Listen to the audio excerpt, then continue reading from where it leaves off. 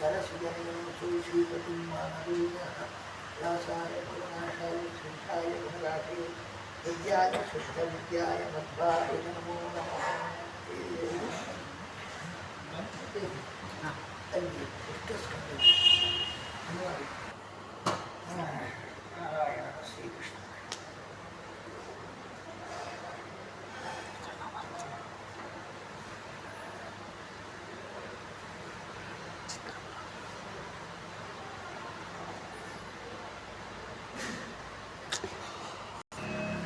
व्यासाय गुणनाशाय श्रीशाय गुणराशे विद्याय शुद्धविद्याय मध्वाय च नमो नमः. ಮಿತ್ರಾಸುರನಿಗೂ ಇಂದ್ರನಿಗೂ ಯುದ್ಧ ನಡೆದಿದೆ. ಆ ಸಂದರ್ಭದಲ್ಲಿ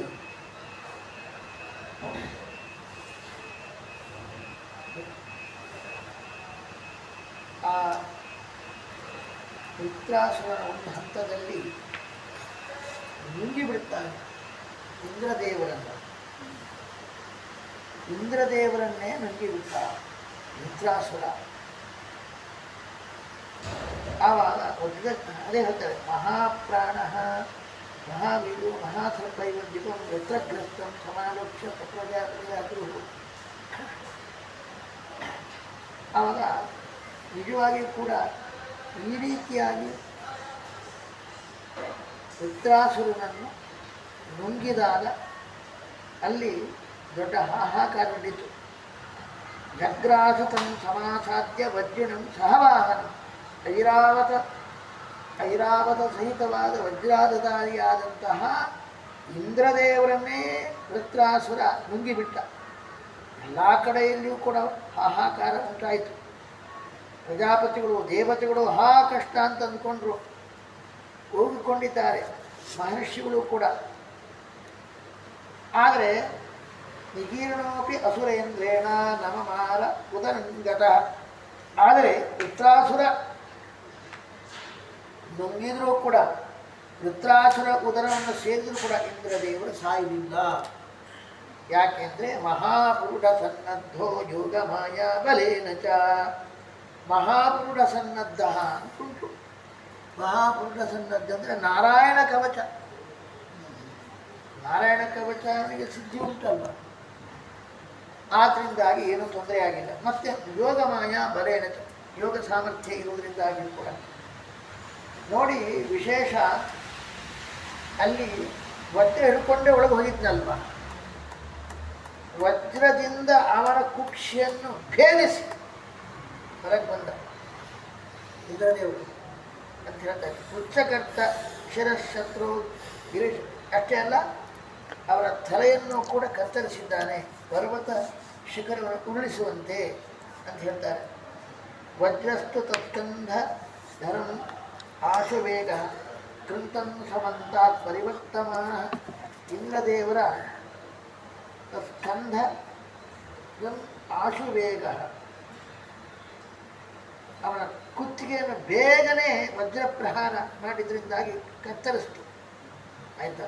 ಯಪಾತಯತ್ತಾವತ್ ಅಹರ್ಗಣೇನ ಯೋ ಜ್ಯೋತಿಷ ಅಯನೆ ರಾತ್ರಹತ್ಯೆ ಬೀಳಿಸಿದ್ದಾನೆ. ಆಯಿತಾ.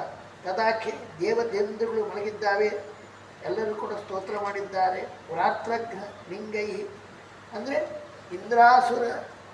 ಇಂದ್ರದೇವರು ವೃತ್ರಾಸುರನನ್ನು ಕೊಲ್ತಕ್ಕಂತಹ ಒಂದು ಚಿಹ್ನೆಗಳನ್ನು ಒಳಗೊಂಡಿರ್ತಕ್ಕಂಥ ಮಂತ್ರದಿಂದ ಅವನು ಸ್ತೋತ್ರ ಮಾಡ್ತಾ ಪುಷ್ಪವೃಷ್ಟಿಗೆ ಇದ್ದ ಇಂದ್ರದೇವರು.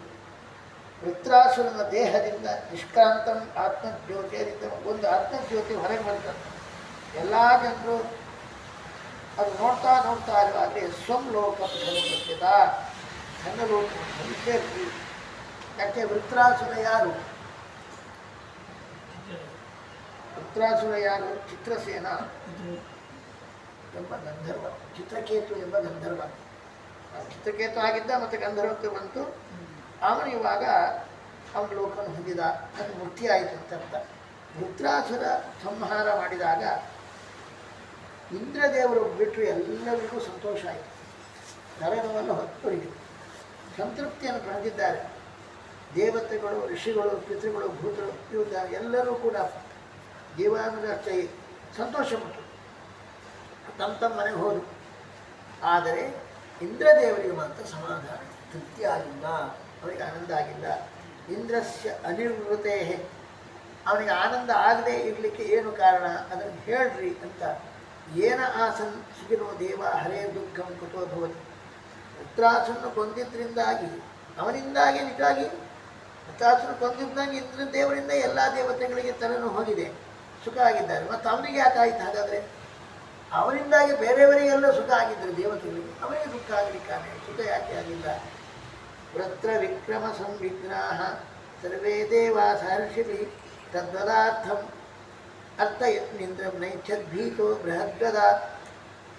ವೃತ್ರ ವಿಕ್ರಮ ಪರಾಕ್ರಮದಿಂದ ಹೆದರಿಬಿಟ್ಟಿದ್ದಾರೆ ಎಲ್ಲ ದೇವತೆಗಳು ಕೂಡ. ಅವನು ಹೇಗಾದರೂ ಮಾಡಿಕೊಳ್ಳುವಂಥ ಇಂದ್ರನನ್ನು ಏನು ಮಾಡಿದ್ದಾರೆ? ಇಂದ್ರನನ್ನು ಕೇಳಿದ್ದಾರೆ, ಆಯಿತಾ? ಈ ಉದಾಯಾರ್ಥಂ ಅರ್ಥ ಪ್ರಾರ್ಥನೆ ಮಾಡಿದ್ದಾರೆ. ಆದರೆ ಬ್ರಹ್ಮಹತ್ಯಾ ಪಾಪ ಬರುತ್ತೆ ಅಂತ ಹೇಳಿಕೊಂಡು ಹೆದರಿಕೆಯಿಂದ ಇಂದ್ರ ದೇವರು ಆ ಕೆಲಸ ಮಾಡಿಲ್ಲ. ವೃತ್ರಾಸುರನ ಸುಮಾರು ಮಾಡಬೇಕಿದ್ದ ಕೆಲಸ. ಯಾಕಂದರೆ ಹಿಂದೇನೆ ಅದೇ ಹೇಳ್ತಾರೆ ಇಂದ್ರದೇವರು, ಸ್ತ್ರೀ ಭೂ ಜಲದ್ರುಮೈ ಏನೋ ವಿಶ್ವರೂಪವದೋದ್ಭವಂ ವಿಭಕ್ತಂ ಅನುಗೃಹದ್ಭಿ ತತ್ರ ಹತ್ಯಾಂ ಕ್ವಮಾಜ್ಜಯಾಮ್ಯಹಂ. ಅಯ್ಯೋ, ಈಗ ತಾನೇ ವಿಶ್ವರೂಪಾಚಾರ್ಯನು ಕೊಂದಿದ್ದರಿಂದಾಗಿ ನನಗೆ ಬ್ರಹ್ಮಹತ್ಯೆ ಅಂದ್ಕೊಂಡಿತ್ತು. ಅದನ್ನು 4 ಜನರಿಗೆಲ್ಲ ಕೊಟ್ಟೆ ನಾನು, ಸ್ತ್ರೀಯರಿಗೆ, ಭೂಗೆ, ಜಲಕ್ಕೆ ಮತ್ತು ಮರಕ್ಕೆ. ಆಯಿತಾ? ಭಗವಂತ ಅನುಗೃಹದ್ಭಿಹಿ ಅಂತ ಅಂದರೆ ಕೊಟ್ಟೆ. ಇವಾಗ ಮತ್ತೆ ನಾನು ವೃತ್ರಹತ್ಯಾಂ ಕ್ವಮಾರ್ದೇಹಂ, ನನಗವರು ನನ್ನ ಪಾಪವನ್ನು ತಗೊಂಡೆ, ನಾನು ಕೊಟ್ಟಿದ್ದೇನೆ ಅವರಿಗೆ, ಅದು ಬೇರೆ. ಯಾಕೆ ಇವಾಗ ನಾನು ಮತ್ತುನ ವೃತ್ರಹತ್ಯದಿಂದ ಬಂದುಬಿಟ್ಟೆ, ಪಾಪ ಎಲ್ಲಿ ತೋರಿಸ್ಕೋಬೇಕಪ್ಪ? ಮಂಚಿ ಆಯ್ತು, ಇವಾಗ ವರ ಕೊಟ್ಟು ಇನ್ನು ಬಂದರೆ ಎಂತ ಮಾಡಲಿ? ಆಗ ಋಷಿಗಳು ಹೇಳಿದಂತೆ ಇಂದ್ರದೇವರನ್ನ, ಇಲ್ಲ ನಾನು ಅಂತ ನಿನಗೆ ಒಳ್ಳೆಯದಾಗತ್ತೆ, ಅಶ್ವಮೇಧ ಯಾಗದಿಂದ ದೇವರನ್ನ ಆರಾಧನೆ ಮಾಡ್ತೀವಿ, ಅದರಿಂದಾಗಿ ನಿನಗೆ ನಿಜವಾಗಿ ಕೂಡ ನಿನಗೆ ಒಳ್ಳೆಯದಾಗತ್ತೆ ಅಂತ ಹೇಳ್ತಾ ಇದ್ದಾರೆ.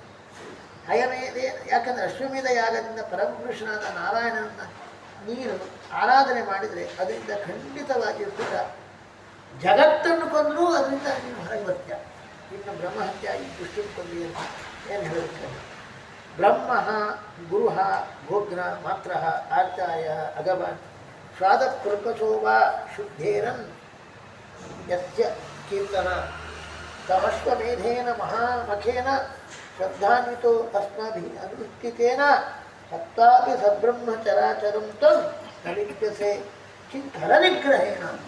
ಆ ಋಷಿಗಳೆಲ್ಲ ಹೇಳ್ತಾ ಇರಂತೆ, ಏನಪ್ಪ ಬ್ರಹ್ಮಹತ್ಯೆ ಮಾಡಿದವರು, ಗುರು ಹತ್ಯೆ ಮಾಡಿದವರು, ಗೋ ಹತ್ಯೆ ಮಾಡಿದವರು, ಮಾತೃ ಹತ್ಯೆ ಮಾಡಿದವರು, ಆಚಾರ್ಯ ಹತ್ಯೆ ಮಾಡಿದವರು ಅಥವಾ ಪಾಪ ಮಾಡ್ತಾರೆ, ಅಥವಾ ಬೇಕಾದ್ರೆ ನಾಯಿನಾಥ ಪುಲ್ಕಸನಾಗಿ ಶುದ್ಧೇರಂ, ಅವರೆಲ್ಲರೂ ಕೂಡ ಶುದ್ಧ ಭಗವಂತನನ್ನು ಕೀರ್ತನೆ ಮಾಡಿದ್ರು ಸಾಕು, ಶುದ್ಧ ಆಗ್ತಾರೆ.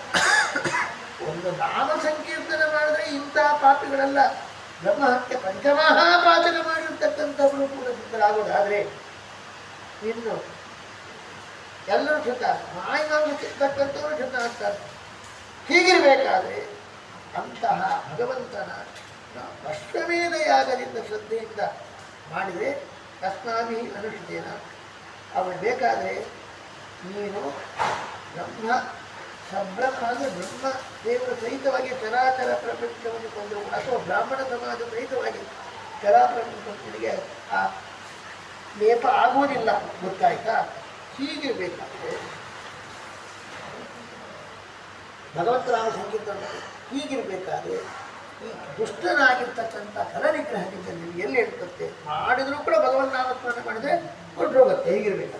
ಈ ರೀತಿಯಾಗಿ ಪ್ರಚೋದಿತನಾಗಿ ಆವಾಗ ಇಂದ್ರದೇವರು ಏನು ಮಾಡಿದ್ರು, ಶತ್ರುವನ್ನು ಕೊಂದುಬಿಟ್ರು. ಬ್ರಹ್ಮಹತ್ಯಾ ಹತ್ಯೆ ತಸ್ಮಿನ್ ಆಧಾರ ವಿಷಾಕ. ಓಹೋ, ಅವನು ಕೊಂದಾಗ ಬ್ರಹ್ಮಹತ್ಯಾ ಪಾಪ ವೃಷಾಕಪಿ ಯತ್ನ ಅಂದರೆ ಇಂದ್ರದೇವರನ್ನು ಧಾವಿಸ್ಕೊಂಡು ಬರ್ತಾ ಇದೆ. ತಥೇಂದ್ರಸ್ನ ಪುಸ್ತಂತ ನಿರ್ವೃತ್ತಿನ ನಾ ಅನು ಉಪಾಯಿತ ಹೀಮಂತಂ ಹತ್ಯೆಯ ತತ್ವ ಸುಖೆ ನೋ ಗುಣ ಹೇಳ್ತಾ ಇದ್ದಾರೆ. ಇಂದ್ರದೇವರು ಬಹಳ ಸಂತೃಪ್ತರಾದರು, ಸಂತಪ್ತರಾದರು. ಯಾಕೆಂದರೆ ಅದು ಓಡಿ ಬಂತಲ್ಲ. ಆವಾಗ ನಿರ್ವೃತ್ತಿ ಆನಂದ ಅವರಿಗೆ ಆಗಿಲ್ಲ. ಆದರೆ ಹತ್ಯೆಯಿಂದ ನಾಚಿಕೆ ಆಗಿದೆ. ತಪ್ತಂ ಸುಖಯಂತೆ ನೀನು ಭೀಮಂತ ಹತ್ಯೆಯ ತಪ್ತಂ, ಹತ್ಯೆಯಿಂದ ಬಹಳ ಸಂತಪ್ತನಾಗಿದೆ. ಅವನು ಏನು ಗುಣ ಇದ್ದರೂ ಕೂಡ ಅದು ಸುಖಕರವಾಗಿಲ್ಲ. ತಾನು ದದರ್ಶ ಅನುಧಾವಂತಿ, ಅವಳು ಚಂಡಾಲ ರೂಪದಲ್ಲಿದ್ದಾಳೆ. ಬ್ರಹ್ಮಹತ್ಯೆ ಓಡ್ತಾ ಬರ್ತಾ ಇದೆ.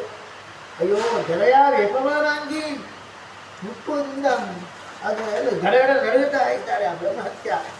ಅವು ಆಯಿತಾ. ಸ್ವಕೆಯಂತೆ ನೋ ಗುಣ ಆಗಿ ಯತ್ನಗ್ರಸ್ತ ಹಸಪಟ, ಈಗ ಕೆಂಪು ಬಟ್ಟೆ ರಕ್ತ ಮೈ ಬಟ್ಟೆ ಹುಟ್ಟು ಬಟ್ಟೆ ಮೇಲೆಲ್ಲ ರಕ್ತ ತುಂಬಿದೆ. ಯತ್ನಗ್ರಸ್ತ ಕ್ಷಯಗ್ರಸ್ತ ಆಗಿರ್ತಕ್ಕಂಥವ್ಳು ಆ ಒಂದು ತಲೆ ಕುದುರೆಲ್ಲ ಫಲಿತಾನ ವಿಕೀರ್ಯ ಕೇಶ, ಅದೇ ಫಲಿತ ಆಗಿರ್ತೇನು ಹಣ್ಣಾಗಿರ್ತಕ್ಕಂಥ ತಲೆ ಕೆದ್ದುಕೊಂಡಿದ್ದಾಳೆ ಆ ಬ್ರಹ್ಮಹತ್ಯ ಶಕ್ತಿ. ತಿಷ್ಟ ಎಲ್ಲಿ ಹೋಗ್ತಿ, ನಾನು ಬಿಡೋಲ್ಲ ನನ್ನ ಅಂತ. ನೀಲಗಂಧಿ ಆಯ್ತಾ, ಮೀನಗಂಧಿ ಹಸುಗಂಧೇನ ಕುರ್ವತಿ ಮಾರ್ಗದೂಷಣಂ. ಅಯ್ಯೋ ಮೀನಿನ ವಾಸನೆ ಬರ್ತಾ ಇದೆ, ಮೀನಿನ ವಾಸನೆ ಆಯ್ತುಂಬ. ಮೀನಗಂಧಿ ಹಸುಗಂಧೇನ, ಕೆಟ್ಟ ದುರ್ವಾಸನೆಯಿಂದ ಮಾರ್ಗವನ್ನೆಲ್ಲ ಕೊಳೆ ಮಾಡ್ತಾ ಇದ್ದಾರೆ. ನಭೋಗತ ದಿನಸ್ತರವ ಸಹಸ್ರಾಕ್ಷ ವಿಷಾಂಪದೆ, ಅವು ಎಲ್ಲ ಕಡೆ ಹೋದ.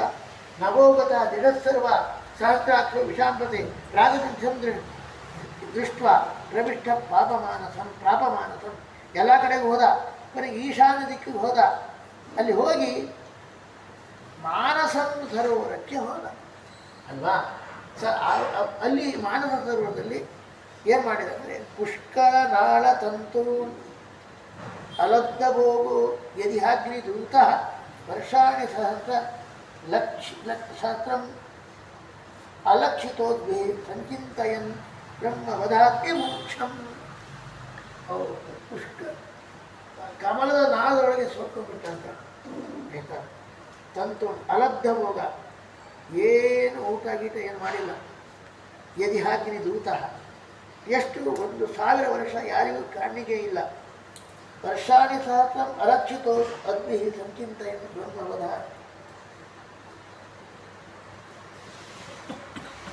ಆಯ್ತಾ, ಯಾರು ಕಣ್ಣಿಗೂ ಕಾಣಲಿಲ್ಲ. ಅವರು ಅಲ್ಲೇ ಕಮ್ಮನಾಗಿ ಕೂತ್ಕೊಂಡಿದ್ದಾರೆ. ಬ್ರಹ್ಮವಧ ಮೋಕ್ಷ ಹೇಗಾಗತ್ತೆ ಅಂತ ವಿಚಾರ ಮಾಡ್ತಾ ಇದ್ದಾರೆ. ತಾವತ್ರಿನಾಕಂ ನಹುತ, ಅಲ್ಲಿ ಖಾಲಿ ಆಯಿತು ಸೀಟು. ಬ್ರಹ್ಮಹತ್ಯಾ ಪಾಪ ಅಂಟಿಕೊಂಡು ಬಂದಿದ್ದರಿಂದ ಹಿಂದ್ಗಡೆ ಹೊರಟೋದ. ಅಂದ್ರೆ ಅರ್ಥ ಏನು, ಪಾಪಿಗಳು ಕುತ್ಕೊಳ್ಬಾರ್ದು ಅಂತ ಸೀಟಿನಲ್ಲಿ. ಅದಕ್ಕೆ ತೋಟು ದೇವರಿಗೆ, ಇಂದ್ರ ದೇವರಿಗೆ ಏನು ಪಾಪ ಬರಲ್ಲ, ಅದೆಲ್ಲ. ಆದರೆ ಪಾಪ ಎಲ್ಲ ಅದು ಎದುರಿಸ್ಕೊಂಡು ಹಿಂಬಾಲಿಸ್ಕೊಂಡು ಬಂದರೆ ಕಣ್ಣು ಕಟ್ಟುವ ರೀತಿಯಲ್ಲಿ, ನಿನ್ನ ಅನ್ಯಾಯ ನೀವು ಮಾಡಿದರೆ ಕಣ್ಣು ಕಟ್ಟುವ ರೀತಿಯಲ್ಲಿ ಏನು ಮಾಡೋ, ಈ ಸೀಟಿನ ಕೆಳಗೆ ಇಳಿಲೇಬೇಕು. ಪಾಪ ಅಪರಾಧ ಮಾಡಿ ತಕ್ಷಣ ಇಳಿಬೇಕು. ಇನ್ನು ಕೋರ್ಟಿನ ವಿಚಾರ ಆಗಿಲ್ಲ ಈಗೇನು ಅಂತ ಹೇಳ್ತಾರೆ ಪಾಪಿಗಳು. ಹಣೆ ಬರ ವಿಚಾರ ಆಗೋದು ಬೇಡ, ಸಂಶಯಾಸ್ಪದ ಇದ್ರೂ ಸಾಕು. ಸಂಶಯಾಸ್ಪದ ರೀತಿಯಲ್ಲಿ ಅರೆಸ್ಟ್ ಮಾಡ್ತಾರೆ. ಸಂಶಯ ಆಗಿ ನೀನು ಸಂಶಯ ಆಗ್ತದೆ, ನಿನ್ಗೊಂದು ಅಯ್ಯೋ ನ್ಯಾಯ. ಸಂಶಯಾಸ್ಪದ ಆದಮೇಲೆ ಕೈದಿ, ವಿಚಾರಣಾಧೀನ ಕೈದಿ, ಅವನಿಗೆಲ್ಲ ಕಟ್ಟೆ ಕೊಡ್ತಾರೆ, ಊಟ ಎಲ್ಲ ಇಲ್ಲ.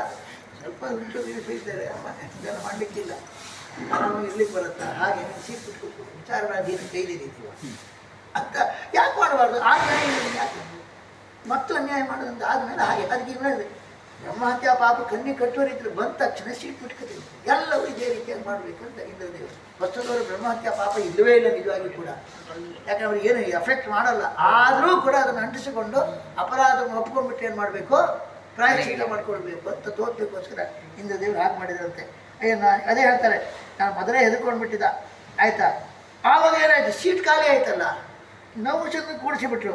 ವಿದ್ಯಾತಪ ಯೋಗ ಬಲಾನುಭಾವ ಅವರಿಗೆಲ್ಲ ಕಂಡವರಿಗೆಲ್ಲ ನೀನು ಯಾರು ಕಾಣ್ತೀಯೋ ಅವ್ರ ತಪಸ್ಸು ನಿನ್ನ ಬಂದ್ಬಿಡುತ್ತೆ. ಕಂಡವ್ರ ನನ್ನ ಬಿಡ್ತಾ ನಿಮ್ಮನಲ್ಲೇ ಬಂದ್ಬಿಡ್ತಾರೆ. ಸಾಹಸ ನೋಡಿ ಒಳಗೆ ಹೇಳ್ಕೊಂಡ್ಬಿಡ್ತಾ ಇದ್ದಾರೆ. ಅರ್ಥ ಆಯ್ತಾ. ವಿದ್ಯಾ ತಪಸ್ಸು ಯೋಗ ಬಲಾನುಭವ ಸ ಸಂಪದ ಐಶ್ವರ್ಯ ಮದಂಧ ಬುದ್ಧಿ ಹಿತ ಸ್ಥಿರಶ್ಚಾಂ ಗತಿಮಿಂದ್ರ ಪತ್ನ್ಯ. ಅಯ್ಯೋ ಅವನಿಗೆ ಸಂಪದ ನಾನು ಇಂದ್ರ ಅಲ್ವಾ ಅಂದ ಆ ಸಂಪತ್ತಿನ ಐಶ್ವರ್ಯ ಮದದಿಂದ ಅಂಧ ಬುದ್ಧಿ, ಕುರುಡು ಬುದ್ಧಿ ಕೆಲಸ ಮಾಡಿಲ್ಲ. ಏನು ಮಾಡ್ತಾನೆಂದ್ರೆ ನೀತಸ್ಥಿರಶ್ಚಾಂಧತಿಮಿಂದ್ರ ಪತ್ನಿಯ, ಇಂದ್ರ ಪತ್ನಿಯಿಂದ ಶಚೀದೇವಿಯಿಂದ ನೀತ ತಿರೋಗತಿ ಅಂದರೆ ಹೆಬ್ಬಾವ ರೂಪವನ್ನು ತಾಳ್ಬೇಕಾಯ್ತು. ಯಾಕಂತ ಹೇಳಿದರೆ ತಥೋಗತೋ ಬ್ರಹ್ಮ ಗಿರೋಹಪಭೂತ ಪರಧ್ಯಾನ ನಿವಾರಿತಮ್ಮ ಅಪಶ್ಯ ದಿಗ್ದೇವತೆಯ ಹತೌಜ ತಮ್ನಾಭ್ಯಭೂತ್ ಅಮಿತಂ ವಿಷ್ಣುಪದ್ಯ. ಈ ಪಾಪ ಎಂಬ ಪವರ್ ಕಡಿಮೆ ಆಗಬೇಕು. ಪಾಪದ ಪವರ್ ಕಡಿಮೆ ಯಾವಾಗ ಅದು ನಿಕ್ಕಬೇಕು. ಉಲ್ಬಣ ಪಾಪಕ್ಕೆ ಪವರ್ ಕಡಿಮೆ ಆಗಬೇಕಾದ್ರೆ ಇದು ಹೇಳ್ತಾರೆ ತಥೋಗತಃ ಬ್ರಹ್ಮಗಿರ ಉಪಹೂತ. ಆದ ನಂತರ ಏನಾಯಿತು, ಋತಂಬರ ಧ್ಯಾನ ನಿವಾರಿತ. ಆ ಕಮಲದ ನಾಳದಲ್ಲಿ ಕೂತ್ಕೊಂಡ್ಬಿಟ್ರು. ಭಗವಂತ ನರಸಿಂಹದೇವರ ಧ್ಯಾನ ಮಾಡಿದ್ದಾರೆ. ಋತಂಬರ ಧ್ಯಾನ ಅಂದರೆ ನರಸಿಂಹದೇವರು. ನರಸಿಂಹದೇವರಿಗೆ ಋತಂಬರ ಅಂತ ಯಾಕೆ ಹೆಸರು ಅಂದರೆ ಸತ್ಯವನ್ನು ಕಾಯ್ದುಕೊಂಡರು. ಋತಂ ಅಂದರೆ ಸತ್ಯ. ಸತ್ಯವಚನ ಬ್ರಹ್ಮದೇವರ ಕೊಟ್ಟಂಥ ವರ ಏನಿದೆ ಅದನ್ನು ಸತ್ಯ ಮಾಡಿದ. ಹಾಗಾಗಿ ಸತ್ಯವನ್ನು ಕಾಯ್ದವನು ಕೊಟ್ಟ ಮಾತು. ಬ್ರಹ್ಮದೇವರು ಯಾರಿಗೆ ಕೊಟ್ಟ ಮಾತು? ವರ, ಅವನಿಗೆ ಕೊಟ್ಟ ವರವಚನ. ಋತಂ ಭರತಿ ಅಂದರೆ ಸತ್ಯವನ್ನು ಪಾಲನೆ ಮಾಡಿದವನು. ಇಂದ್ರದೇವ ಅಂದರೆ ಹಿರಣ್ಯಕಶಿಪುಗೆ ಇವರು ಬ್ರಹ್ಮದೇವರು ಕೊಟ್ಟಂಥ ಮಾತು ಅದನ್ನು ಪರಿಪಾಲನೆ ಮಾಡಿ ಅದನ್ನು ಹೃದಯದಲ್ಲಿ ತಗೊಂಡು ಅದರಂತೆ ನಡ್ಕೊಂಡವನು ಯಾರು? ಅವನ ಸತ್ಯವಾದ ಮಾತು ಧಾರಣೆ ಮಾಡ್ತಾರೆ. ಅದು ಸತ್ಯ ಮಾಡಿದ ಅಂತ ಅರ್ಥ. ಅಂಥ ನರಸಿಂಹದೇವರ ಧ್ಯಾನದಿಂದ ಎಲ್ಲ ಪಾಪ ಹೊರಿತು. ಆಯಿತಾ? ನಿವಾರಿತಮ್ಮ ಪಾಪಶ್ಚ ದಿಗ್ದೇವತೆ. ಅದೇ ಬ್ರಹ್ಮಹತ್ಯ ಪಾಪ ಬಂದಿತ್ತಲ್ಲ, ಒಬ್ಬರು ಹೊಟ್ಟು ಹೋಯ್ತಂತೆ. ಯಾಕೆಂದರೆ ಅಲ್ಲಿ ಈಶಾನ್ಯ ದಿಕ್ಕಿನಲ್ಲಿ ಇಂದ್ರದೇವ ಈಶಾನ್ಯ ದಿಕ್ಕಿನ ಅಧಿಪತಿ ಯಾರು? ರುದ್ರನ ಸಾಮರ್ಥ್ಯದಿಂದ ಹತೌಜ. ಆಯಿತಾ? ಮತ್ತೆ ಇಲ್ಲಿ ಏನಾಗಿದೆ ಅಂದರೆ ಎಲ್ಲ ತುಂಬ ಕಾರಣ ಇದೆ. ಅಲ್ಲಿ ಹತೌಜ ಆಗಿತ್ತದು. ಮತ್ತು ವಿಷ್ಣುಪದ್ಯ ಅವಿತ ವಿಷ್ಣುಪದ್ಯ ಗಂಗ ಸನ್ನಿಧಾನ ಇದೆ. ಮತ್ತು ಮಹಾತ ಈ ದಿಗ್ದೇವತೆ ಅಂದರೆ ಅವಳು ಇದು ಈಶಾನ್ಯ ರುದ್ರದೇವರು ಅವರ ಪ್ರಭಾವದಿಂದ. ಇನ್ನೊಂದು ಹೇಳ್ತಾರೆ ಅಲ್ಲಿ ಒಂದು ಕೆಲಸ ಆಗುತ್ತೆ ಅಂದರೆ ಮತ್ತೆ ಇದರಲ್ಲಿ ಕಮಲದ ನಾಳ ಇದೆ. ಕಮಲದಲ್ಲಿ ಲಕ್ಷ್ಮೀದೇವಿ ಪರಮಾತ್ಮನ ಪಾದವನ್ನು ಧ್ಯಾನ ಮಾಡ್ತಾ ಹೋಗ್ತಾರೆ. ಅವಳ ಪ್ರಭಾವ ಅಂತ. ಹಾಗಾಗಿ ದಿಗ್ದೇವತೆ ಮತ್ತು ಈಶಾನ್ಯ ದಿಗ್ದೇವತೆ ಅದು ಪವರೆಲ್ಲ ಕಡಿಮೆ ಆಯಿತು. ವಿಷ್ಣುಪತಿ ಗಂಗೆ ಇದೆ. ಆ ಕಮಲದಲ್ಲಿ ಕಮಲ ಇದೆ. ಅಲ್ಲಿ ಕಮಲದ ಅಲ್ಲೇ ಭಗವಂತನ ಧ್ಯಾನ ಮಾಡ್ತಾ ಕೂತ್ಕೊಂಡಿದೆ. ಧ್ಯಾನ ಮಾಡ್ತಾಗ ಲಕ್ಷ್ಮೀದೇವಿಯ ಪ್ರಭಾವದಿಂದ ಅದರ ಪಾಪ ಎಲ್ಲ ಪವರ್ ಲೆಸ್ ಆಯಿತು ಅಂತ ಅರ್ಥ ಹೇಳ್ತಾರೆ. ಅದರಿಂದಾಗಿ ಸುರಕ್ಷಿತನಾಗಿ ಬಿಟ್ಟ. ತಮ್ಮ ಬ್ರಹ್ಮರ್ಷಯೋ ಭೇತ್ಯ ಅಯಮೇದೇನ ಭಾರತ ಯಥಾವತ್ ದೀಕ್ಷೆಯಾಂಚಕ್ರು ಪುರುಷಾರಾಧನೆ. ಹಾಗಾಗಿ ಬ್ರಹ್ಮರ್ಷಿಗಳೆಲ್ಲ ಹನ್ನೊಂದು ಅಶ್ವಮೇಧ ಯಾಗ ಅವನ ಹತ್ರ ಮಾಡಿಸಿ ದೀಕ್ಷೆ ಕೊಟ್ಟು ಪುರುಷಾರಾಧನೆಯನ್ನ ಭಗವಂತ ನಾರಾಯಣನ ಆರಾಧನೆ ಮಾಡುವಾಗ ಅವನಿಗೆ ಯಜ್ಞ ದೀಕ್ಷೆಯಲ್ಲಿ ತೊಡಚಿದರು. ಆ ಪರಮಪುರುಷಾದ ನಾರಾಯಣ ಸರ್ವಭೂತ ಮಯಾತ್ಮನಿ ಅಂತ ಹೇಳ್ತಾರೆ. ಸರ್ವಜೀವರಾಷ್ಟ್ರಗಳಲ್ಲಿ ಅಂತರ್ಯಾಮಿಯಾಗಿರ್ತಕ್ಕಂಥ ಪರಮಾತ್ಮ ಅಶ್ವಮೇಧ ಯಾಗದಿಂದ ಇಂದ್ರದೇವರು ಆರಾಧನೆ ಮಾಡಿದಾಗ ಸವೈ ತ್ವಾಷ್ಟವದೋ ಭೂಯಾನ್ ಅಪಿ ಪಾಪ ಪರಂತಪ ನೀತಸ್ತೇನೈವ ಶೂನ್ಯಾಯ ನೀಹಾರೈವ ಭಾನನ.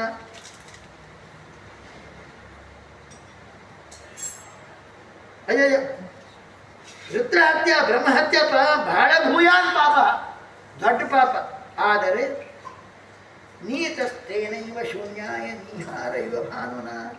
ಆದರೆ ಏನಾಯಿತು, ಅದೆಲ್ಲ ಕರಿಗೆ ಹೋಯಿತು. ಸೂರ್ಯೋದಯ ಆದರೆ ಮಂಜೇನಾಗತ್ತೆ, ಕರಗುವಂತೆ ಎಲ್ಲ ಕರಗಿ ಹೋಯಿತು ಆ ನರಸಿಂಹದೇವರ ಧ್ಯಾನದಿಂದಾಗಿ ಅಂತ ಹೇಳ್ತಾರೆ. ಹಾಗಾಗಿ ಶಾಸ್ತ್ರೋಕ್ತ ರೀತಿಯ ಮರೀಚಿ ಮೊದಲಾದವು ಇಟ್ಕೊಂಡ್ಬಿಟ್ಟು ಅಶ್ವಮೇಧ ಯಾಗ ಮಾಡಿದ್ದಾನೆ. ಹಾಗೆ ಇಷ್ಟಾಪಿ ಯಜ್ಞಪುರುಷಂ ಪುರಂ ಇಂದ್ರೋ ಮಹಾನಾಸ ವಿಧೂಷ್ಪಾತ. ಮತ್ತು ಯಜ್ಞಪುರುಷನಾದ ನಾರಾಯಣನ ಪೂಜೆ ಮಾಡಿ ಅವನು ಮಹಾನಾಸ ದೊಡ್ಡವನಾಗ್ತಾನೆ. ಯಾಕಂದರೆ ವೃತ್ರ ಮಹತ್ವ ಮಹಾನಾಸ, ಅದು ದೊಡ್ಡವನೇ. ಅದು ಪಾಪ ಮಾಡಿದ್ದಕ್ಕೆ ಅವನು ಪಾಪ ಮಾಡಿದವನಿಗೆ ಇಂದ್ರದೇವರನ್ನು ವೃತ್ತಾಸುರ ಕೊಂದದಕ್ಕೆ ವಿಶೇಷವಾದಂತಹ ಅವನಿಗೆ ದೊಡ್ಡದೇ ಬಂತು. ಏನಾಯಿತು? ದೊಡ್ಡವನೇ ಆದ. ಅವನಲ್ಲಿ ಒಂದು ಸ್ವಲ್ಪ ಪಾಪವೂ ಇಲ್ಲ. ಈ ರೀತಿಯಾದಂತಹ ದೊಡ್ಡ ಚರಿತ್ರೆ, ಎಲ್ಲ ಪಾಪವನ್ನು ಪರಿಹಾರ ಮಾಡ್ತಕ್ಕಂತಹದ್ದು ಇದು. ತೀರ್ಥ ಪ್ರದಾನಕ್ಕೆ ಪದೇ ಪದೇ ಪವಿತ್ರವಾದ ಪಾದವುಳ್ಳ ಭಗವಂತನ ಕೀರ್ತನೆ ಮಾಡ್ತಾ ಇದ್ದೇವೆ. ಭಕ್ತಿತ್ರಯಂ ಭಕ್ತ ಜನಾನುವರ್ಣನಂ ಮಹೇಂದ್ರ ಮೋಕ್ಷಂ ವಿಜಯಂ ಮರುತದ. ಭಕ್ತಿ ಅಭಿವೃದ್ಧಿಕಾರಕ, ಭಕ್ತ ಜನ ಅನುವರ್ಣನಂ, ಭಕ್ತಜನರ ವರ್ಣನೆ ಇದೆ, ಚಾರಿತ್ರ್ಯದ ವರ್ಣನೆ, ಮಹೇಂದ್ರ ಮೋಕ್ಷ ಉಂಟು. ಅದೇ ಹೇಳ್ತಾರೆ, ಅವನಿಗೆ ಪಾಪ ಬರಲಿಲ್ಲ ಅಂತ ಹೇಳ್ತಾರೆ. ಇದಂ ಮಹಾಖ್ಯಾನಂ ಅಶೇಷ ಪಾಪ ಪ್ರಕ್ಷಾಲನಂ. ಇದು ಒಂದು ದಕ್ಷಾತ್ಮಕನ ದೊಡ್ಡ ಆಖ್ಯಾನ, ಎಲ್ಲ ಪಾಪವನ್ನು ತೊಳಿತಕ್ಕಂಥದ್ದು. ತೀರ್ಥಪಾದ ಅನುಕೀರ್ತನ. ಯಾಕೆ? ತೀರ್ಥಪಾದ ಪವಿತ್ರ ಪಾದಗಳ ಭಗವಂತನ ಕೀರ್ತನೆ ಇಲ್ಲೇ ಇದ್ದೇ ಇದೆ. ಭಕ್ತಿತ್ರಯಂ ಭಕ್ತ ಜನಾನುವರ್ಣಗಳನ್ನು, ಭಕ್ತಿ ಅತಿಶಯ ಉಂಟು ಮಾಡ್ತಕ್ಕಂಥ ಭಕ್ತ ಜನರನ್ನು ವರ್ಣನೆ ಮಾಡ್ತಕ್ಕಂಥದ್ದು. ಮಹೇಂದ್ರ ಮೋಕ್ಷಂ ವಿಜಯಂ ಮರುತ್ವದ. ಇಂದ್ರದೇವರ ಮರುತ್ವದ ಮರುತ್ವಾನ ದೇವತೆಗಳು. ಅದು ಇದು ಯಾರದ್ದು? ಇಂದ್ರನ ಮಹೇಂದ್ರನ ಬಿಡುಗಡೆ ಆಯಿತು. ಭಕ್ತ ಜನರಿಗೆ ವಿಶೇಷವಾಗಿ ಇದು ಮಹೇಂದ್ರನ ಮೋಕ್ಷ ಆಯಿತು ಪಾಪದಿಂದ. ಇಂದ್ರದೇವರಿಗೆ ಜೈವ ಆಯಿತು. ಇದೆಲ್ಲ ಒಳಗೊಂಡಿದೆ. ಇದು ಆಖ್ಯಾನ. ಇಷ್ಟೆಲ್ಲ ವಿಚಾರವನ್ನು ಒಳಗೊಂಡಿರ್ತಕ್ಕಂತಹ ಈ ಆಖ್ಯಾನವನ್ನು ಯಾರು ಸದಾ ಶೃಣ್ವಂತು ಅಥವಾ ಪರ್ವಣಿಯಿಂದ ಸದಾ ಶೃಣ್ವ ಕೇಳಬೇಕು. ಅಥವಾ ಪರ್ವಣಿ ಅಮಾವಾಸ್ಯೆ ಹುಣ್ಣಿಮೆ ಎಲ್ಲ ಕೇಳ್ತಾ ಇರಬೇಕು. ಲೀವ್ ತಗೊಂಡು ಲೀವ್ ತಗೊಂಡು ಏನು ಮಾಡಿ ಭಾಗವತ ಕೇಳ್ತಾ ಇದ್ದೀವಿ. ಪಾಪ ಮಾಡಿ ಲಂಚ ತಗೊಂಡವರೆಲ್ಲ ಅದೇ ಪಾಪ ಆಗಿದೆ ಅಂತ ಬರೋದಿಲ್ಲ. ಹಾಗಾಗಿ ಏನು ಮಾಡ್ತಾ ಪರ್ವಣಿ ಅಂತ ಹೇಳ್ತಾ ಕೂದಿಲ್ಲ ಅಂತ ಅರ್ಥ ಆಯ್ತಾ? ಅದನ್ನು ವಿಜಯ ಇಂದ್ರದೇವರು ಗೆದ್ದದ್ದು ಇದೆಲ್ಲ ಹೇಳ್ತಾರೆ. ಮಹೇಂದ್ರ ಮೋಕ್ಷಂ ವಿಜಯಂ, ಅದೇ ಭಕ್ತಿಚ್ಚಯಂ ಭಕ್ತ ಜನ. ಮಹೇಂದ್ರ ಮೋಕ್ಷಂ ಯಾಕೆ ಮಹೇಂದ್ರ ಮೋಕ್ಷ ಅಂತ ಉಂಟಲ್ಲ. ಮಹೇಂದ್ರನಿಗೆ ಏನಾಯಿತು? ಯಾವುದರಿಂದ ಮೋಕ್ಷ ಆಯಿತು? ಬ್ರಹ್ಮಹತ್ಯ ಪಾಪದಿಂದ ಮೋಕ್ಷ ಆಯ್ತಲ್ವೋ? ಹೌದಾ? ವಿಜಯ ಉಂಟಾಯಿತು. ಇದನ್ನು ಯಾರು ವ್ಯಾಖ್ಯಾನ ಮಾಡುತ್ತಾರೋ, ಅದನ್ನು ಪ್ರೋತ್ಸಾಹ ಮಾಡ್ತಾರೋ ಎಲ್ಲರೂ ಕೂಡ ಪರ್ವಣಿ ಶೃಣ್ವಂತಿ ಅಥೋ ಪರ್ವಣಿ ಇಂದ್ರಿಯಂ. ಅವರು ಏನಾಗಿದ್ದಾರೆ, ಅವರು ಏನಾಗ್ತಾರೆ ಅಂದರೆ ಆಗ ಇಂದ್ರಿಯ ಧನ್ಯವಾಗತ್ತೆ, ಯಶಸ್ಕರವಾಗತ್ತೆ, ನಿಖಿಲ ಪಾಪ ಪರಿಹಾರ ಆಗತ್ತೆ. ವಿಪುಂಜಯಂ ಸ್ವಸ್ಥೇನಂ ತಥಾಯುಷ. ಮತ್ತು ಏನಂತ ಶತ್ರುಗಳನ್ನ ಗೆಲ್ಲಬಹುದು ಅಂತಹ, ಮತ್ತು ಆಯುಷ್ಯದ ಅಭಿವೃದ್ಧಿ ಕೂಡ ಆಗತ್ತೆ, ವಿಶೇಷ ಫಲದಾಯಕ ಹೋದು ಅಂತ ಹೇಳ್ತಾ ಇದ್ದಾರೆ. ಅಂದರೆ ಇಂದ್ರದೇವರಿಗೆ ವೃತ್ರಾಸುರನ ಒಂದೇ ಅಂತ ಒಂದು ಪ್ರಾಯಶ್ಚಿತ್ತ ಮಾಡ್ಕೊಳ್ಳಿಕ್ಕೆ ಒಂದು ಒಳ್ಳೆ ನೆಪ ಆಯಿತು. ಪಾಪ ಗ್ಯಾರಂಟಿ ಅಂತಿಲ್ಲ, ಅಂಟುವುದಿಲ್ಲ. ಪರೋಕ್ಷ ಜ್ಞಾನ ಅಂದರೆ ಸೋತ್ತಮರಂತರೂ ಹೋದ್ರೆ ಮಾತ್ರ ಪಾಪ ಅಂಟು. ಪಾಪ ಇಲ್ಲವೇ ನಾಟಕ ಇದು ನಾಟಕ. ಅಂದರೆ ಒಬ್ಬನಿಗೆ ನಾಲಿಗೆಗೆ ತಿನ್ನಬೇಕಂತ ರುಚಿ, ಮಾಂಸ ತಿನ್ಬೇಕಂತ ಇರುತ್ತಂತೆ. ಭಾಳ ಚೆನ್ನಾಗಿದೆ. ಮಾಂಸ ತಿನ್ಬೇಕಂತ ಇರುತ್ತೆ, ಅದಕ್ಕೊಂದು ಯಜ್ಞ ಮಾಡೋಣ. ಈ ಪ್ರೀತಿಗಿಂತ ದೇವತಾ ಪ್ರೀತಿಗಿಂತ ನನಗೆ ತಿನ್ನಬೇಕಾಗಿದೆ, ಕೊಟ್ಟು ತಗೊಂಡು ಕೊಟ್ಟು ತಿನ್ನೋಣ. ಇದು ಬಫೆ ಸಿಸ್ಟಮ್, ಬಾಟೂಟ. ಅಂದರೆ ಅದು ತಿನ್ಬೇಕಂತ ಅಂದ್ಕೊಂಡಾಗ ಯಜ್ಞ ಮಾಡ್ತಾರೆ. ವಸ್ತು ತಿನ್ಬೇಕಂತ ಇಚ್ಛೆ, ಸೆಕೆಂಡ್ರಿ ಯಜ್ಞ. ಯಾಕೆಂದ್ರೆ ತಿನ್ನಕ್ಕಾಗಲ್ಲ. ನಾವು ಏನು ಮಾಡಿದ್ದೇವೆ?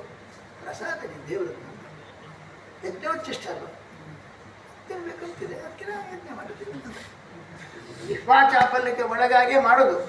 ಆದರೆ ಒಂದು ಸ್ವಲ್ಪ ಸಮಾಧಾನಕಾರ ಸಂಗತಿ ಅಂದರೆ ದೇವರಿಗೆ ನೈವೇದ್ಯ ನಾವು ಮಾಡೋದು ಯಜ್ಞ ಮಾಡಬೇಕು. ತಿನ್ನೋದು ಇವನಿಗೆ ದೊಡ್ಡ ಮದುವೆ, ಆದರೆ ಹೇಳೋದು ದೊಡ್ಡ ಯಜ್ಞ. ಚಿನ್ನ ತಾಪಲ್ಯ ಇರುವಾಗ ಯಜ್ಞದಲ್ಲಿ ಆಚರಣೆ ಬರುತ್ತೆ ಅಂತ ಹೇಳ್ತಾರೆ. ಅದೇ ಇಲ್ಲಿ ಅದೇ ಬಂದಿದೆ. ಅದಕ್ಕೆ ಇದು ಧನ್ಯಂ ನಿಖಿಲ ಅಗಮೋಚನಂ ರಿಪುಂಜಯಂ ಸ್ವಸ್ಥಯನಂ ತಥಾಯುಷ. ಆಯುಷ್ಯವನ್ನು ಅದು ಆಯುಷ್ಯವರ್ಧಿಕರ. ಮಹೇಂದ್ರ ಮೋಕ್ಷಂ, ಮಹೇಂದ್ರನ ಮೋಕ್ಷ ಅಂದ್ರೆ ಅರ್ಥ ಏನು? ಮಹೇಂದ್ರನ ಯಾವಿಂದ ಮೋಕ್ಷ ಆಯಿತು? ಬ್ರಹ್ಮಹತ್ಯ ಪಾಪಿನ ಮೋಕ್ಷ ಆಯಿತು. ವಿಜಯ ಆಯಿತು. ವಿಜಯ ಅಂತ ಆಯಿತು. ಅಂದರೆ ಮೊದಲು ವಿಜಯ ಅಂದರೆ ಗೆದ್ದ, ವಿಜಯ ಆಯಿತು ಅವನಿಗೆ. ಜಯ ಅಂದರೆ ಉತ್ಕರ್ಷ, ಈ ಸೂಪರ್ ಉತ್ಕರ್ಷ ಅಂತ. ಯಾಕೆ ಆಗಲೇ ಹೇಳಿದ್ದಾರೆ ವೃತ್ರ ಮಹತ್ವ ಮಹಾರಾಸ, ಎಲ್ಲ ಪಾಪವೂ ಕೂಡ ಹೊರಟು ಹೋಯ್ತು ಅಂತ ಹೇಳ್ತಾರೆ. ಇದನ್ನ ನೀನು ಸಣ್ಣ ಯಾರು ಇದರಿಂದ ಚೆನ್ನಾಗಿ ಪಠನ ಮಾಡಬೇಕು. ಪರ್ವದಲ್ಲಿ ಅಮಾವಾಸ್ಯೆ ಹುಣ್ಣಿಮೆ, ಅಮಾವಾಸ್ಯೆ ಹುಣ್ಣಿಮೆ, ಅಮಾವಾಸ್ಯೆ ಹುಣ್ಣಿಮೆ ಅಂತ ನೋಡ್ದೇನೆ ಕೇಳ್ತಾ ಇರಬೇಕು. ಆಗ ಅದು ನಿಜವಾಗಿ ಇದು ಎಲ್ಲ ನಮಗೆ ಧನ ಕೊಡ್ತದೆ, ಯಶಸ್ಸನ್ನು ಕೊಡ್ತದೆ, ಎಲ್ಲ ಪಾಪವನ್ನು ಪರಿಹಾರ ಮಾಡ್ತದೆ, ಮತ್ತು ಆಯುಷ್ಯ ಅಭಿವೃದ್ಧಿಕಾರಕ ಎಲ್ಲವೂ ಆಗಿದೆ ಅಂತ ಹೇಳ್ತಾ ಇದ್ದಾರೆ. ಹೀಗೆ ಪರಮಾತ್ಮನನ್ನು ವಿಶೇಷವಾದಂತಹ ಧ್ಯಾನದ ಪ್ರಯೋಜನ ಅದು ನೆಪ ಆಯಿತು. ಇದೇನಪ್ಪ ಆಯುಷ್ಯತ ಮಾಡ್ಕೊಳ್ಬೇಕಾಗಿ ಬೇಗ ಬೇಗನೆ ತಗೊಳ್ಬೇಕಾಗಿ ಅದಕ್ಕೆ ಅದನ್ನು ಸಾಕಷ್ಟು ಪುಣ್ಯ ಮಾಡೋಣ ಅಂತ ಲೀವ್ ಕೊಡೋಲ್ಲ. ಈಗ ಲೀವ್ ಸಿಗುತ್ತೆ ಅದಕ್ಕೆ ನೆಪ ನಾನೇನು ಮಾಡಿದೆ ಬ್ರಹ್ಮತ್ಯ ಪಾಪ ಬಂದಿದೆ ಅಂತ ಅದು ನೆಪ ಮಾಡ್ಕೊಂಡ್ರು. ಅದೇನು ಅನಿಸ್ಕೊಳ್ಬೇಕಾಗಿರಲಿಲ್ಲ. ಅದನ್ನು ಮಾಡ್ಕೊಂಡ್ಬಿಟ್ಟು ಸರಿಯಾಗಿ ನರಸಿಂಹದೇವರು ಧ್ಯಾನ ಮಾಡಿ ದೊಡ್ಡವರಾಗಿಬಿಟ್ಟ. ಅದರ ನೆಪದಿಂದ ಮಹಾಭಾರತ ಯಜ್ಞ ಏನು ಅದು ಪಾಪ ಬಂದಿರೋ ಅದಕ್ಕೆ ಮಾಡ್ತಾ ಇದ್ದೇನೆ. ಈ ರೀತಿಯಾಗಿ ಸುಮ್ಮನೆ ಪಾಪ ಇದ್ದರೂ ಕೂಡ ಪಾಪ ಇದೆ ಅಂತ ಅಂದ್ಕೊಂಡು ಮಾಡಿದ್ನಲ್ಲ, ಅದಕ್ಕೆ ದೊಡ್ಡ ಪುಣ್ಯ ಬಂತು. ಹಾಗಾಗಿ ವೃತ್ರಾಸುರನ ಕೊಂದದ್ದಕ್ಕೆ ಪ್ರಾಯ ಎಲ್ಲಕ್ಕೆ ಒಳ್ಳೆ ಕೆಲಸ ಮಾಡಲಿಕ್ಕೆ ಅವಕಾಶ. ಯಜ್ಞ ಯಾಗ ಮಾಡಿದ, ಧ್ಯಾನ ಮಾಡಿದ, ಹಾಗೆ ಮಾಡಿದ ಇದಾಗುತ್ತೆ. ಅದು ಮಾಡಿದಲ್ಲ ಅಂತ ಪಾಪವನ್ನು ಕಳ್ಕೊಳ್ಬೇಕಂತ ಪಾಪ ಕಳ್ಕೋದೇನಿಲ್ಲ. ಸುಮ್ಮನೆ ಏನಪ್ಪ ಪುಣ್ಯ ಜಾಸ್ತಿ ಆಗ್ತದೆ ಮಾಡಿದ್ದು ಅಷ್ಟೇ. ಅದಕ್ಕೆ ಮಹಾರಾಸ ಅಂತ ಅದನ್ನು ಪುತ್ರ ಮತ್ತು ಅದೇ ಎಲ್ಲ ಪಾಪ ಮುಚ್ಚನ ಆಗುತ್ತೆ, ಶತ್ರು ಎಲ್ಲ ಆಗುತ್ತೆ, ಆಯುಷ್ಯ ವೃದ್ಧಕ ಪ್ರತಿಯೊಂದು ಕೂಡ ಹೇಳ್ತಾ ಇದ್ದಾರೆ. ಹೀಗೆ ಇಂದ್ರದೇವರು ವಿಶೇಷವಾಗಿ ನರಸಿಂಹದೇವರ ಧ್ಯಾನ ಮಾಡಿ ಅವರು ಪಾಪವನ್ನೆಲ್ಲ ಕಳ್ಕೊಂಡ್ಬಿಟ್ರು. ಮತ್ತೆ ಅವರನ್ನು ಬೆಳಿಗ್ಗೆ ಎದ್ದು ವಂಶದಲ್ಲಿ ಬಂದವರೆಲ್ಲ ಇದ್ದಾರೆ. ಇಷ್ಟು ಜೋರಾದ ಒಂದು ಫಲವನ್ನು ಹೇಳಿದ್ದಾರೆ. ಇದರ ಅರ್ಥ ಏನಂದರೆ ಇವನ ಕಥೆ ಕೇಳಿದರೆ ನಮಗೆ ಮಂಗಳ ಆಗುತ್ತೆ, ಪಾಪ ಪರಿಹಾರ ಆಗುತ್ತೆ ಅಂತ ಹೇಳಿದ್ರು. ಇವರ ಪಾಪ ನಿಜವಾಗಿ ಮಾಡಿದರೆ ಇವರ ಕಥೆಗಳು ನಮ್ಮ ಪಾಪ ಪರಿಹಾರ ಆಗಿದ್ದು ನನಗೆ ಏನು ನಪ. ನರಸಿಂಹದೇವರು ಜೋರಾಗಿ ಧ್ಯಾನ ಮಾಡಬೇಕಾಗಿತ್ತು. ಮಹಾಭಾರತವನ್ನು ಪುಣ್ಯ ಕಟ್ಕೊಳ್ಬೇಕಾಗಿತ್ತು. ಸುಮ್ಮನೆ ಮಾಡಿದ್ರೆ ಏನಪ್ಪ ನಮಗಿನಪ್ಪ ಪುಣ್ಯ ಕೆಲಸ ಮಾಡಿಗೆ ನಪ್ಪ. ಕೃಷ್ಣ ಅಂದರೆ ವಜ್ರ ಇಂದ್ರದೇವರು ಒಳಗಡೆ ಪ್ರವೇಶ ಮಾಡಿದರೂ ಕೂಡ ಯಾರು ಇಂದ್ರದಲ್ಲಿ ಅವರು ಸಾಯಲಿಲ್ಲ. ಕಾರಣಕ್ಕೆ ಹೊಸ ಗಟ್ಟಿ ಇಟ್ಕೊಂಡಿದ್ರು ಯೋಗ ಮಾಡಿ ಸಾಮರ್ಥ್ಯ. ಇನ್ನೊಂದು ಅರ್ಥ ಉಂಟು, ಅದು ವರ್ಜಯತಿ ವಜ್ರ. ವರ್ಜಯತಿ ಯಾರು ವಿಷ್ಣು ಭಕ್ತರೋ ಅವರನ್ನು ಎಂದೂ ಕೂಡ ಇದು ಮಾಡಲ್ಲ. ವರ್ಜಯತಿ ಅವನು ವಿಷ್ಣು ಭಕ್ತ ಅಲ್ವಾ, ಯಾರು ಅವ್ನು ಯಾಕಾಗುತ್ತೆ ವರ್ಜಯತಿ ಆಗಿದ್ದಲ್ಲ, ಭಕ್ತರನ್ನು ವರ್ಜಯತಿ. ಅವನು ನಿಜವಾಗಿ ಕೂಡ ಅವರಿಗೆ ವೃತ್ರಾಸುರ ಹಸುರು ಇದ್ದಾನೆ, ವರ್ಜನ ಮಾಡಲಿಕ್ಕಾಗಲ್ಲ. ಪ್ಯೂರ್ ಭಕ್ತ ಇದ್ದು ವರ್ಜನ ಮಾಡ್ತಾರೆ, ಪ್ಯೂರ್ ಭಕ್ತ ಅಲ್ಲ. ಈಗ ಅವನು ಪ್ಯೂರ್ ಭಕ್ತ ಅಲ್ಲ ಇರು, ಯಾಕೆ ಹಸುರಾವೇಶ ಇದೆ. ಅದಕ್ಕೆ ಹಸುರ ಅವನನ್ನು ಏನು ಮಾಡ್ಕೊಳ್ಳೋದು, ವರ್ಜನ ಮಾಡಿಲ್ಲ. ಆದರೆ ಯಾರನ್ನ ವರ್ಜನ ಮಾಡ್ತಾರೆ, ಪ್ಯೂರ್ ಭಕ್ತರಾದರೂ ಮನುಷ್ಯ ವರ್ಜನ ಮಾಡ್ತಾರೆ, ಸಾಯಿಸಿಲ್ಲ. ಹಾಗೆ ಎಂದೂ ಕೂಡ ವಜ್ರ ಆಗಿರೋ ಭಕ್ತರ ಇಂದ್ರ ಪ್ರಯೋಗ ಮಾಡಿದ್ದು. ಯಾರನ್ನ ವರ್ಜ ಎತ್ತಿ ಬಿಟ್ಬಿಡುತ್ತೆ, ಭಕ್ತರ ಬಿಟ್ಬಿಟ್ಟು.